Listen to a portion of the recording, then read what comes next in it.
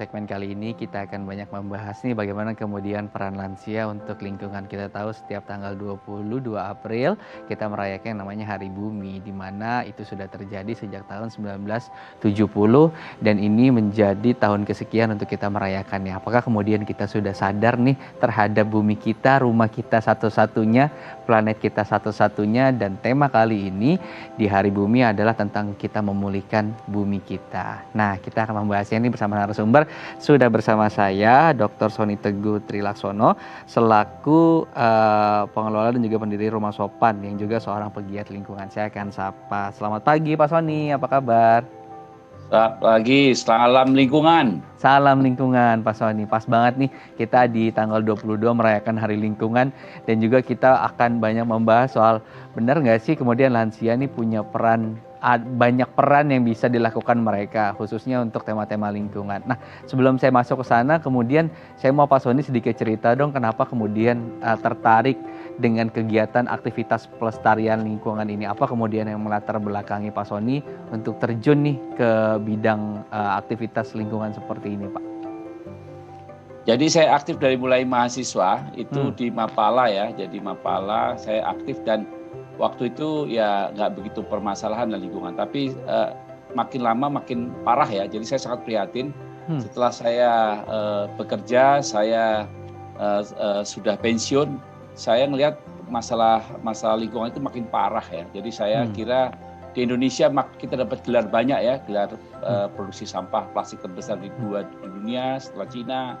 Kemudian juga kali terkotor. Jadi luar biasa lah kita. Jadi itulah keprihatinan saya, dan saya coba menggerakkan sendiri kegiatan. Yang pertama adalah saya tidak akan membuang sampah keluar, komitmen saya itu. Dan saya akan menanam dimanapun saya berada. Itu aja awalnya. Jadi dan kebetulan saya juga waktu itu adalah pimpinan sebuah kelompok pemuda, yaitu OI, itu Fancy Iwan Fales, yang anggotanya juga lumayan besar, jutaan ya.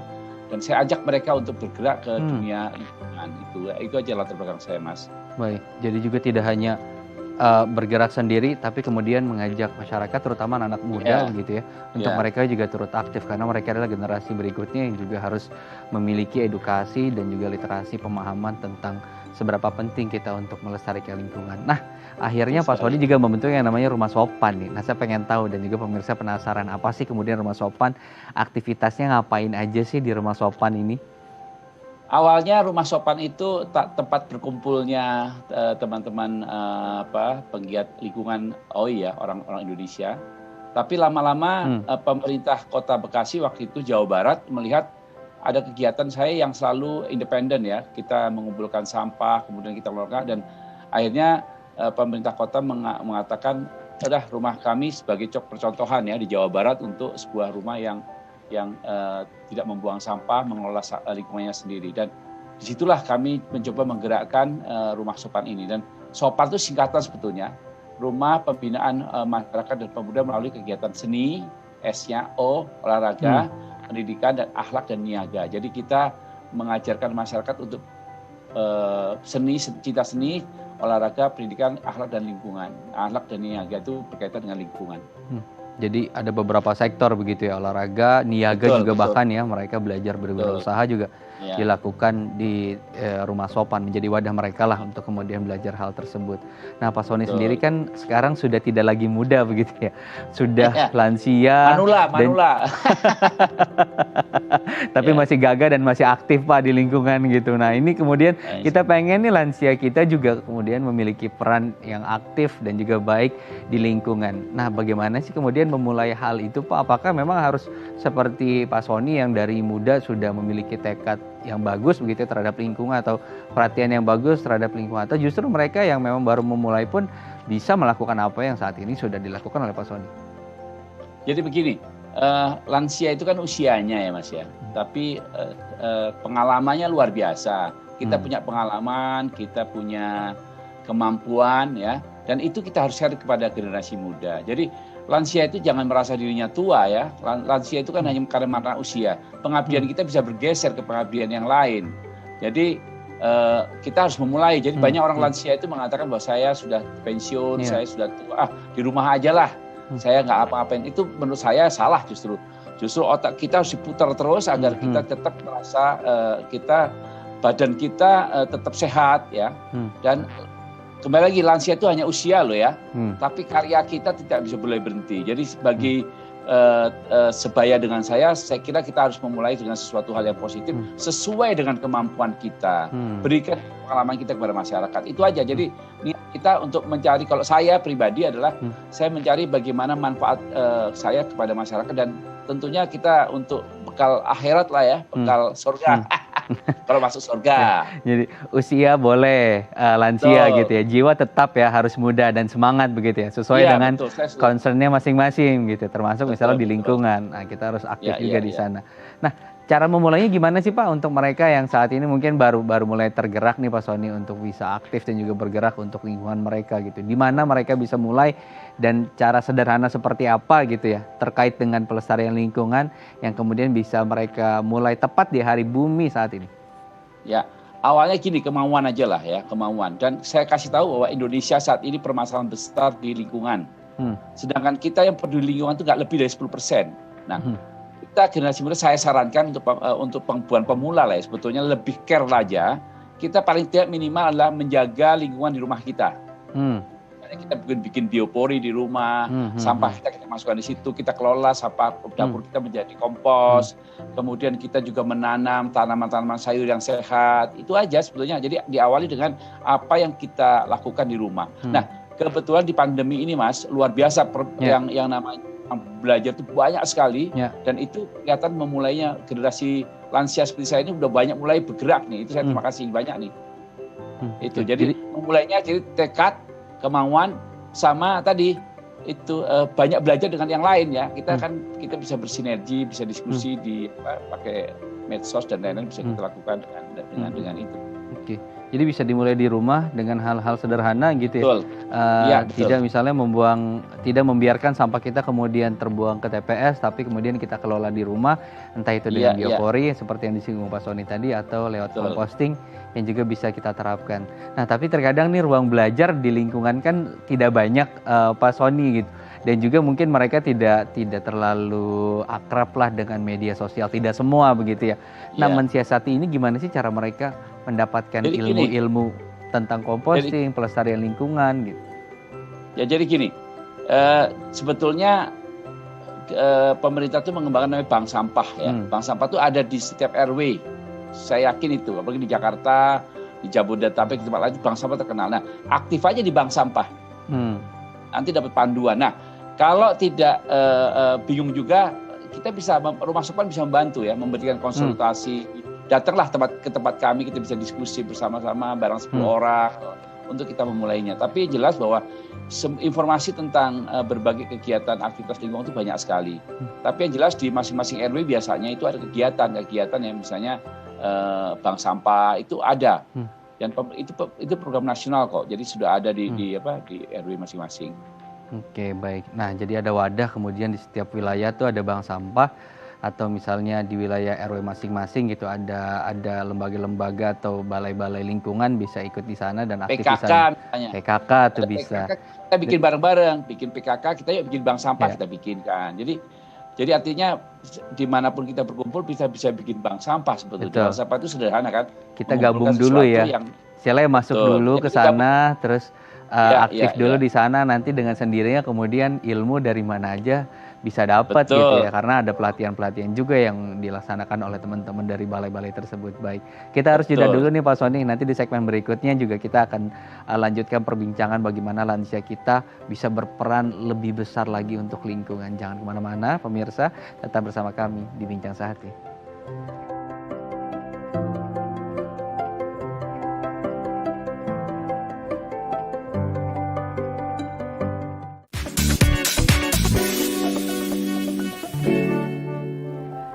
Terima kasih Anda masih bersama kami di Bincang Sehati. Di segmen kali ini kita akan kembali melanjutkan perbincangan tentang bagaimana kemudian lansia bisa memiliki peran untuk lingkungannya. Pak Sony tadi sudah banyak berbicara bagaimana peran-peran lansia dimulai dari rumah dengan tadi melakukan composting, biopori, ataupun penghijauan yang ringan-ringan begitu yang ada di rumah. Atau tadi ketika misalnya tidak memiliki akses terkait edukasi bisa gabung di bank sampah ataupun PKK ataupun balai-balai yang memang ada di lingkungannya. Dengan kita bergabung, kita kemudian bertemu dengan orang yang memiliki visi dan misi dan semangat yang sama. Nah, di sanalah kemudian kita bisa banyak menggali ilmu. Kita akan lanjutkan lagi perbincangan dengan Pak Sony. Pak Sony, tapi kemudian ketika kita punya tekad nih Pak Sony, halangan terutama begitu ya, ada di rumah kita sendiri, terutama dari anak-anak yang melihat kemudian, loh aktivitas seperti itu kan kemudian fisiknya akan terkuras banyak begitu. Dan juga ketika gabung di bank sampah, ngapain sih kemudian kok ayahnya dibiarkan untuk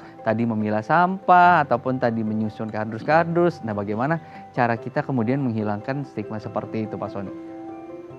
Jadi gini, kita untuk lingkungan ini kita tertinggal ya. Jadi generasi muda kita tuh yang peduli terhadap lingkungan tuh sangat sedikit sekali. Dan orang tuanya menganggap itu suatu beban. Salah sebetulnya. Jadi kalau di luar itu justru anak-anak kecil dari mulai kecil balita itu diajak ke menangani lingkungan di rumahnya masing-masing. Dan itu bukan berat, itu memang kewajiban kita sebagai makhluk sosial, makhluk ekologi yang ada dalam lingkungan. Jadi sekarang ini memang ngajak anak muda untuk bergiat di bidang bank sampah, kemudian itu susah ya, karena memang itu dianggap sebuah kegiatan yang katanya jorok, kemudian juga, tapi itu harusnya. Jadi kalau kita sekarang ini ada usia 17 tahun, anak-anak kita nggak tahu ngerti buang sampah di mana, dia nggak ngerti, kan prihatin. Jadi sekarang ini saran saya memang waktunya kita mengubah. Indonesia sudah terlalu berat tentang sampahnya, tentang lingkungannya. Ini kesempatan kita menggerakkan anak-anak kita yang di rumah kita, cucu kita, untuk kita ajak bersama-sama. Kalau saya di rumah, saya mengajak cucu saya untuk menanam, untuk sampah, ini loh caranya buang sampah begini loh, nak, ini gini. Dan mereka mengerti. Dan begitu mengerti, dia nggak mengatakan itu jorok, tapi justru ini sebuah, ini pengetahuan yang dia ngomong kemana-mana ke teman-temannya. Jadi saya kira kita juga harus sadar bahwa ya katakanlah dosa-dosa kita yang buang sampah sembarang generasi saya itulah yang harus ditebus dengan cara mendidik anak-anak kita, cucu-cucu kita. Kalau enggak kita akan kembali terus mengalami masalah-masalah besar dan akhirnya kita akan tertimbun dengan masalah-masalah lingkungan yang kita hadapi nanti. Indonesia jangan lupa loh, Indonesia itu di daerah bermasalah lingkungan. Terutama tadi ya sampah juga ya. Sampah besar, betul. Kita negara kedua terbesar kemudian penyumbang sampah plastik ke lautan, dan juga kita tahu betul. Setiap harinya di Bantar Gebang 2 candi bertumpuk sampah terbentuk setiap harinya. Wah, ini penting banget kemudian untuk concern kita sama-sama. Tapi mungkin kalau boleh berbagi pengalaman Pak Sony, apakah kemudian keluarga memberikan support yang full begitu terhadap Pak Sony sendiri? Bagaimana kemudian ketika tadi ada larangan bahwa jangan Pak terlalu berat kerjaannya gitu, karena harus ngangkat-ngangkat kompos ataupun tadi ya harus kegiatan-kegiatan yang memang fisiknya juga harus dikuras begitu. Alhamdulillah ya, anak-anak saya itu kan dari perguruan tinggi, lulusan perguruan tinggi ya. Tapi saya ajak dari awal, jadi dia sekarang aktif semuanya. Jadi istri saya orang landscape, dia belajar memberikan masyarakat tentang bagaimana bertanam dengan baik atau membuat kebun dengan baik. Yang nomor 2 sospol ya, itu dia bagaimana mensosialisasikan ke masyarakat, bagaimana caranya kita itu bermasalah dengan lingkungan. Dan kedua psikolog ya, yang ketiga karyawan. Itu semua saya terlibatkan di dalam kegiatan lingkungan dan mereka mendukung. Bahkan kita membuat namanya medsos. Tujuannya apa? Sebetulnya itu tugasnya pemerintah untuk memberikan ini loh cara-caranya gimana. Tapi nggak ada ya, saya terpaksa buat.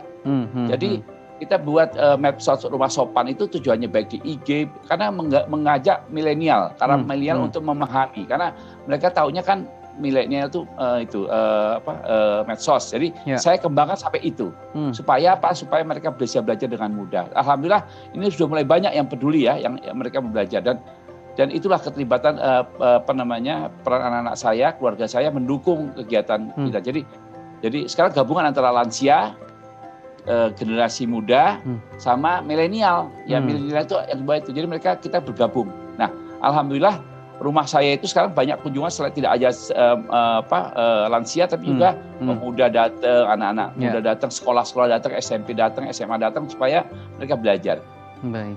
Jadi justru kita harus menjelaskan kepada anak-anak bahwa pentingnya untuk melakukan pelestarian lingkungan tuh seperti ini. Bahkan kalau bisa Betul, justru kita ya. mengajak mereka agar ikut serta gitu ya. Dengan begitu kemudian mereka paham bahwa inilah hal seperti inilah kemudian yang benar, hal seperti inilah yang baik yang harus memang kita Betul, lakukan sebagai salah satu makhluk ekologi gitu ya. Baik.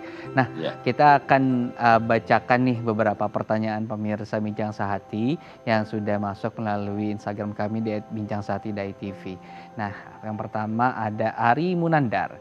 Apakah ada biaya khusus nih Pak Sony yang harus dipersiapkan apabila saya ingin melakukan penghijauan yang sudah saat ini dilakukan oleh Pak Sony? Gimana Pak, benar nggak sih kita harus punya biaya khusus dari Ari Munandar? Silakan dijawab Pak Sony. Yang jelas kalau rumah sopan kita welcome, kita free semuanya. Siapa yang mau belajar ke rumah sopan kita gratiskan. Kita gratis, siapapun datang kita nggak ada masalah, kita latih dengan gratis. Tapi ada beberapa hal yang perlu kita pelajari, yaitu misalnya ya kita kan beli tempat untuk sampah itu kan kita beli, dan itu banyak hal di tempat-tempat bekas, banyak kok di tempat-tempat bekas-bekas itu banyak, jadi kita bisa beli. Nanti saya ajarkan bagaimana cara membelinya, bagaimana membuatnya, dan itu murah sekali, sangat murah. Kalau lingkungan itu murah, tinggal aja kemauan aja. Ya, jadi kuncinya tinggal kemauan saja. Karena dengan kreativitas gitu ya, barang-barang yang ada di sekitar kita bisa kemudian memiliki peran untuk tadi menjadi media-media untuk pelestarian lingkungan gitu. Nah, misalnya Mas ya, kita bikin kompos ya, kompos untuk rumah tangga yang bisa dikelola, bisa dipergunakan sampai dengan 1 bulan. Itu cuman 2 ember kita bolongin, itu bagaimana caranya kita kubur dengan tanah, saya kira nggak ada masalah, jadi cepat sekali. Dan bisa juga lihat ke media sosialnya Yumatwa itu ada semuanya. Saya jelaskan detail supaya mereka juga bagaimana menerapkannya itu dianggap mahal, nggak, murah sekali. Baik. Jadi tinggal datang aja dulu ke Bekasi pokoknya ya, ke rumah sopan, datang ke sana, ketemu Pak Sony, buka medsosnya. Oke, buka medsosnya gitu, terus ngobrol langsung, belajar di sana semua ada dari A sampai Z. Wah, pokoknya Pak Sony welcome. Untuk Anda nih pemirsa Bincang Sehati yang ingin belajar langsung ke Bekasi, alamatnya bisa dilihat tuh di belakang layar Pak Sony udah tertulis alamatnya tuh.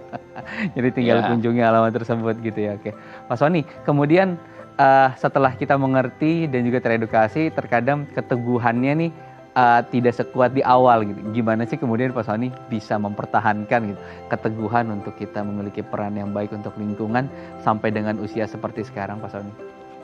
Jadi pengelolaan lingkungan itu menarik loh Mas. Jadi lebih menarik dari belajar.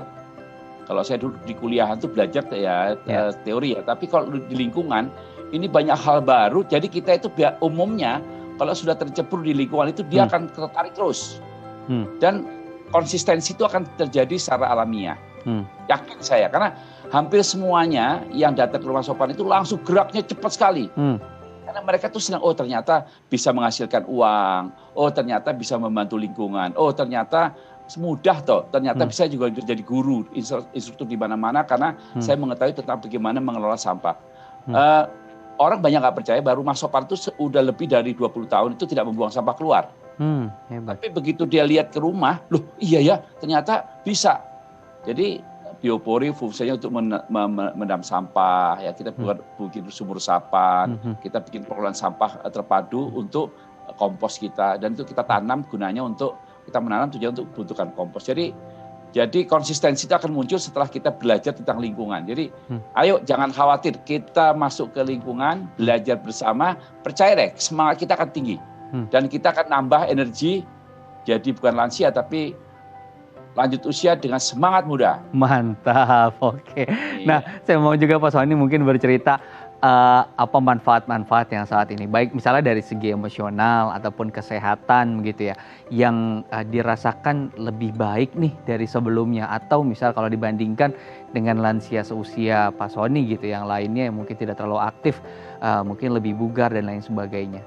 Manfaat-manfaat tersebut Pak Sony mungkin bisa di-share kepada pemirsa Bincang Sehati.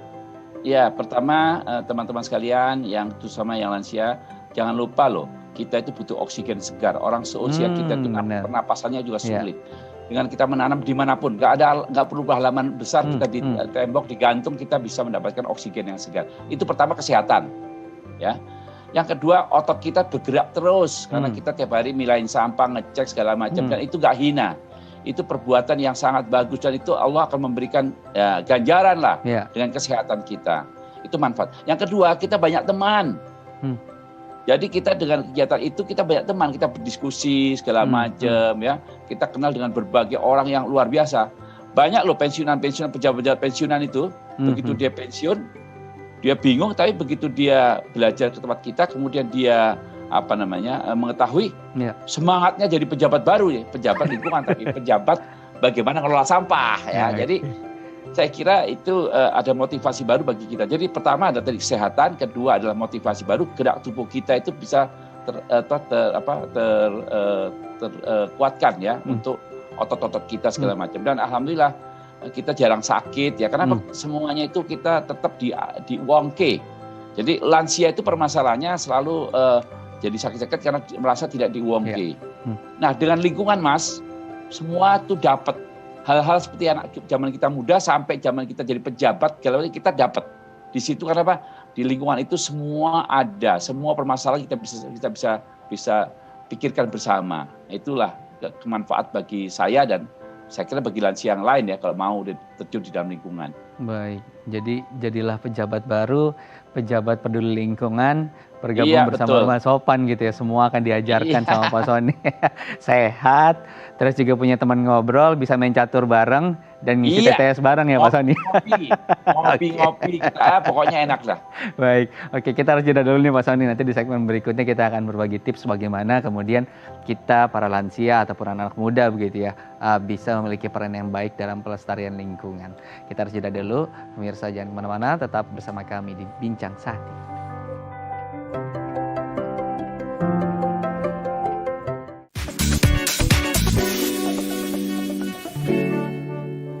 Anda masih bersama kami di Bincang Sakti. Di segmen terakhir kita akan berbagi tips bagaimana cara-cara untuk kita memiliki peran di lingkungan, terutama pelestarian lingkungan, baik untuk Anda yang lansia ataupun yang masih muda. Bahkan lebih baik sedini mungkin untuk kita justru menerapkan hal-hal tersebut. Saya akan mulai ya. Yang pertama Pak Sony adalah daur ulang. Bagaimana kemudian cara daur ulang yang baik dan seberapa penting nih daur ulang kita lakukan di rumah kita Pak?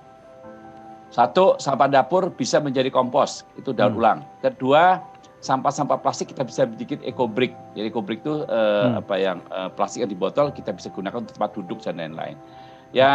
Yang ketiga, barang-barang bekas seperti kayu-kayu bekas kita bikin bisa aksesoris rumah. Jadi kalau dilihat di rumah saya itu banyak aksesoris bekas karena kita pakai barang-barang material kayu bekas, kemudian juga seng bekas, yang lain-lain kita bisa pakai. Jadi itu. Dan ulangnya banyak hal yang kita bisa lakukan. Baik. Kemudian yang kedua, pembuatan pupuk kompos. Nah, bagaimana kemudian pembuatan pupuk kompos yang baik, komposisinya seperti apa, dan kemudian apa manfaatnya ketika kita memiliki aktivitas seperti ini, dan juga apa manfaatnya untuk lingkungan kita dengan adanya composting ini, Pak?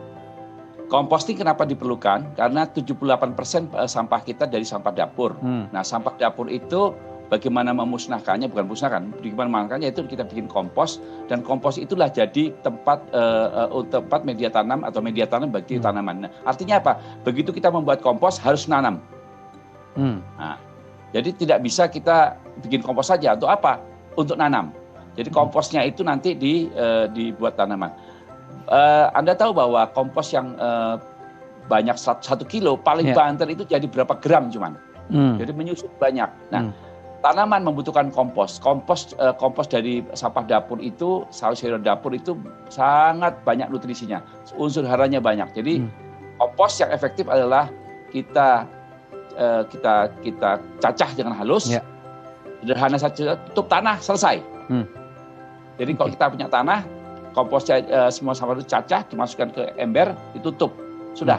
Itu akan jadi kompos. Selama 2-3 minggu akan jadi kompos yang kita pergunakan. Baik, jadi tadi ya, secara otomatis jadi satu kesatuan ketika kita kompos, kemudian kita juga harus nanam gitu ya, karena tadi medianya sudah tersedia begitu ya. Baik, yang berikutnya yang ketiga, buang sampah pada tempatnya. Nah, seberapa penting? Apakah kemudian ini masih relevan buang sampah pada tempatnya, atau justru sekarang harusnya kita sudah buang sampah terpilah gitu? Iya, betul. Pada tempatnya itu pada tempat yang terpilah, Mas. Jadi kita harus siapkan, harus berani menyiapkan 3 jenis, yaitu adalah organik, anorganik yang bermanfaat, dan satu B3. Dan Dan organik inilah kita jadikan kompos, sedangkan anorganik kita jadikan kita kirim ke bank sampah untuk kita jadikan uang kembali. Kan di bank sampah itu semua dibeli tuh ya, yang bangsanya plastik, kardus dibeli semuanya.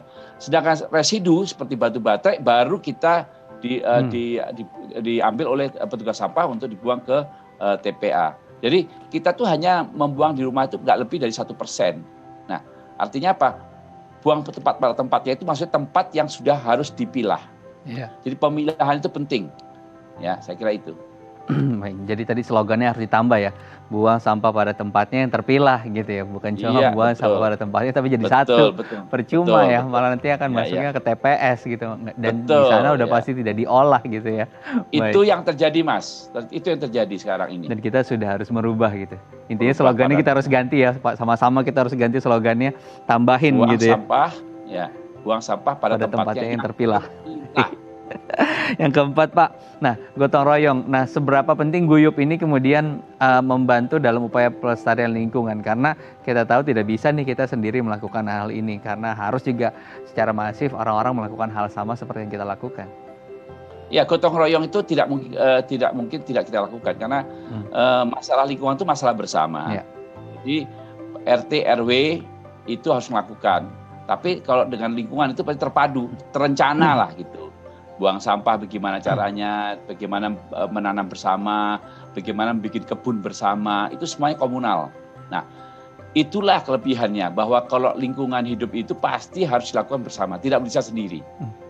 Even saya rumah sopan sendiri, tapi kita selalu dilakukan bersama-sama dengan masyarakat. Nah, itu yang ke gotong royong itu jadi hal yang gotong royong sama lingkungan itu sudah kayak apa ya? Kayak ya perut kita sama nasi. Jadi Ya. kalau nggak nasi nggak bagus. Harus saling Jadi, berkaitan gitu ya. saling berkaitan. Nggak bisa jalan sendiri-sendiri gitu ya, Pak ya. Ya, Oke, baik. betul. Kemudian yang terakhir adalah penghijauan nih.